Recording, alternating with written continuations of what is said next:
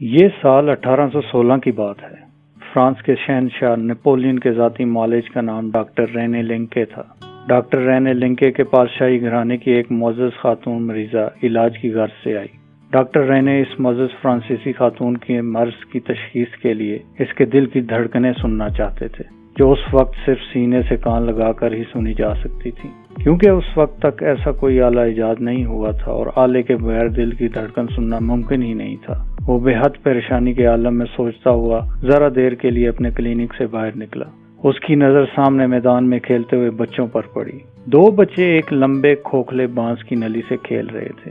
ایک بچے نے بانس کی نلی کا سرا اپنے کان سے لگایا ہوا تھا اور دوسرا اپنے منہ سے سرا لگائے کچھ کہہ رہا تھا۔ ناظرین کرام، ڈاکٹر رینے لنکے نے یہ دیکھا۔ اس کے چہرے پر فکر اور پریشانی کی جگہ مسکراہٹ نے لے لی۔ اس نے سوچا کیوں نہ وہ بھی اس ترکیب سے اپنی معزز مریضہ کے دل کی دھڑکنیں سننے کی کوشش کرے۔ وہ تیزی سے دوبارہ کلینک میں داخل ہوا۔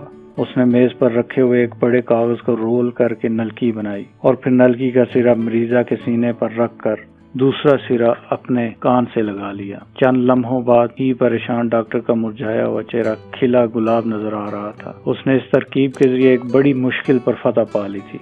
کاغذ کی مدد سے بنائی ہوئی یہی نلکی ابتدائی یا پہلا اسٹیتھوسکوپ تھی۔ بعد میں اس کی جگہ ربڑ کی نلکی استعمال ہونے لگی اور پھر اس میں اور بھی تبدیلیاں لائی گئیں، اور یہ سوچ کر کہ اگر دونوں کانوں کی مدد سے دل کی دھڑکن سنی جائے تو مزید بہتر ہوگا، اس میں دونوں کانوں کے لیے نلکیاں استعمال ہونے لگیں اور یہی آج کے ترقی یافتہ اسٹیتھوسکوپ کی شکل قرار پائی۔ اس طرح ذہین ڈاکٹر نے بچوں کے کھیل کی مدد سے ایک قیمتی آلے کی دریافت کی، ایسا آلہ جو آج ہر ڈاکٹر کی بنیادی ضرورت ہے۔